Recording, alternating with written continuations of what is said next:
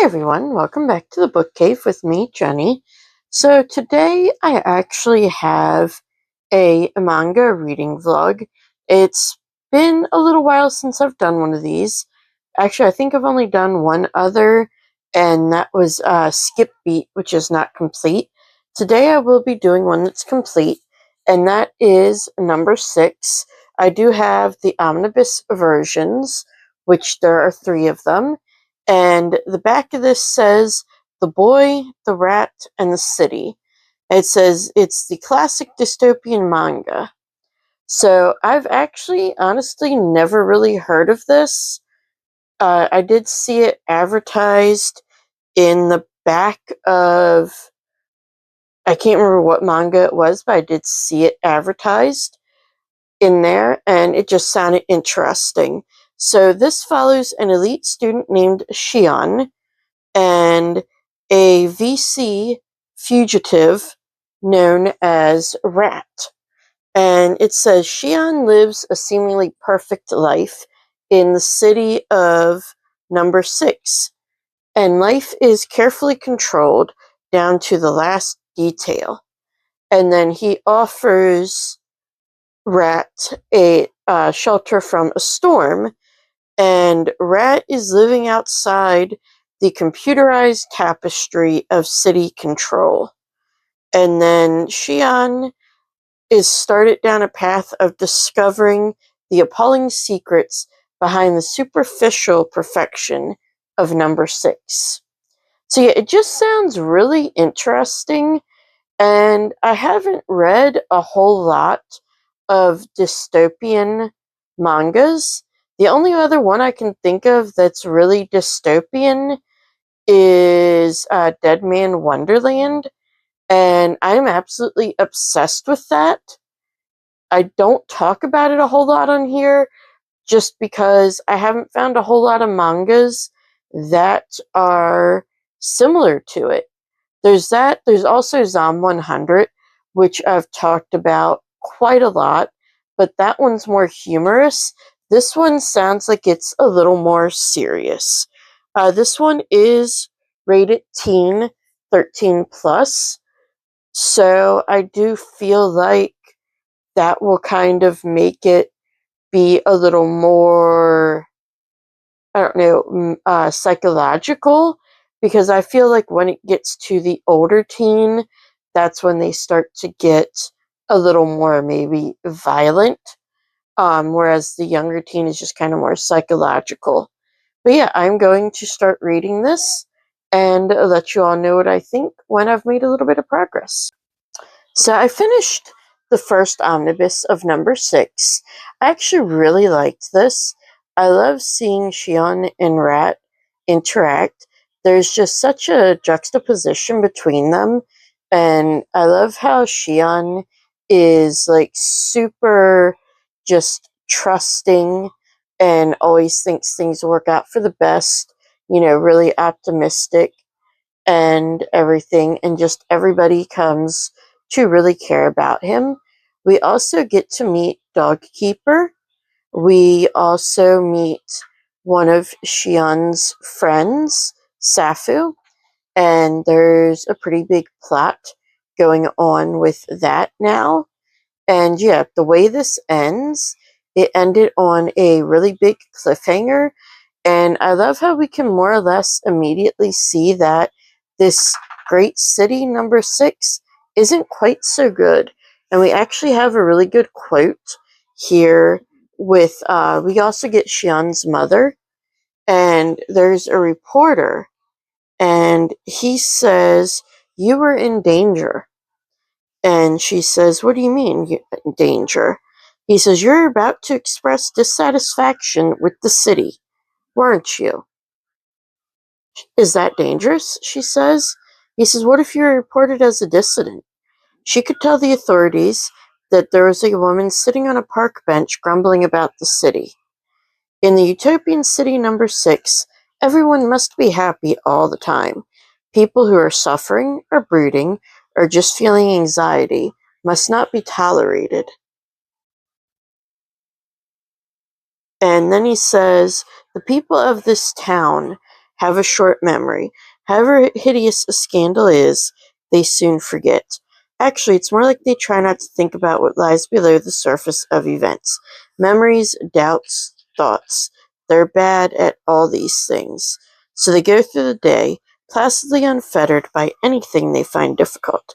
That's what makes this city so frightening. And yeah, I just feel like that is really a really good lead up to the rest of this series. And this also has in the back the afterwards of the artist and the author. And I did not realize this was a light novel series before it was a manga. And I didn't know it got turned into an anime because it says here, um, one of the blurbs is even after 10 years, number 6 is still one of the best examples of MM relationships in anime. And then that's also under, I didn't see that at first. You'd think I would with it being that big. Praise for the anime. So I'm definitely kind of interested to watch the anime now, and I'd really like to get my hands on the novels, but I'm not sure if they were ever translated. And yeah, the whole thing about it being, an MM, yeah, I can definitely see that because the way Shion just says some things to Rat and the way they interact around each other, you can kind of see that there's a little bit there. And it's just very fun to watch. I am hoping that we get a little more about the dystopian world and a little more world building in the next one. But this is only obviously, a third of the series. And we've got some major things that are in motion and yet to be explored. So, yeah, very excited to continue this. So, I finished part 2 of number 6, and this continues to be really interesting. We get to see a different side of Shion and see that perhaps maybe he's not so kind. He's got some darkness in him. That was definitely interesting. And it's interesting to see how him and Rat think about each other as well. And this brings in a lot more history of number 6 and like the people who were involved in it. We get a lot there. And yeah, this has definitely got a lot of plot to move through. And I feel like it does a really good job of that. And we have another really good quote, and this one is from Shion's mother. She says basically, number 6 lives on our hopes and dreams, our attempts to be human. Number 6 is no holy city, because that's what the whole idea is. There are 6 holy cities. It is a monster. And yeah, we're definitely finding that out. We get to see some different sides of other characters as well. We get to see a little bit more about Dog Keeper, and we get to see a new area as well. And I'm honestly kind of surprised that this is only rated T for 13 plus, because especially in this one, we get to some stuff that is a lot heavier, and I do feel like it should maybe be rated like 16 plus. But yeah, super excited to continue on with the final omnibus of this. And I'm really interested now to find out as well, were the novels ever translated? Because like I said before, this is based on novels. And then another fun thing I found out in the afterwards is that in Japan, at least, when this was created into an anime, they had drama CDs that came with the special editions of the different volumes, and they were voiced by the anime voice actors. So that's a fun little tidbit Not that I'll be able to find those, because obviously this is a kind of older series. I'm not sure when exactly it came out. And besides that, I don't understand Japanese, even though I'd really like to. I'm just not good with learning other languages. I have tried, and yeah, it didn't particularly work out. But I'm going to go on to the last volume and let you all know what I think of the ending of this. This is the last omnibus for number 6, and I think this is probably my favorite cover. And this really, really adds to the action. Like, whereas I feel like the very first one, was kind of like a prologue, the second one and this one have had a lot of action. We get a lot of character work. And I will say, like most anime or manga, you do have to kind of suspend your disbelief there at the very end with the fantastical elements. I did really enjoy the story. It was a lot darker than I was thinking it would be. Like, I believe I've said this before, but it's rated teen, 13 plus. I do not agree with that. I really think this should be older teen, 16 plus. Like, the characters are still young, but between between the second omnibus and this one, there is a lot of very heavy material that is delved into. While maybe not deeply, it is definitely graphically showcased. Um, but yeah, I did enjoy this, and reading the afterwards, there is apparently a drama CD for each and every volume. I know I did mention that there were some, but yeah, it mentions that there are at least 9 drama CDs. And I'm definitely very interested to watch the anime now, because I did read something that said they did the anime a little differently, and after doing some research, that's only 11 volumes, or episodes. So I would definitely be interested in watching that, and I do believe I'll do a little brief review of that in this video once I've watched it all, which, like I said, won't take me long. Um, but in this volume, we get a lot of growth of Shion, and it's rather interesting to see how Rat reacts to that. And yeah, that's one reason I do feel like the ending, although bittersweet, is hopeful.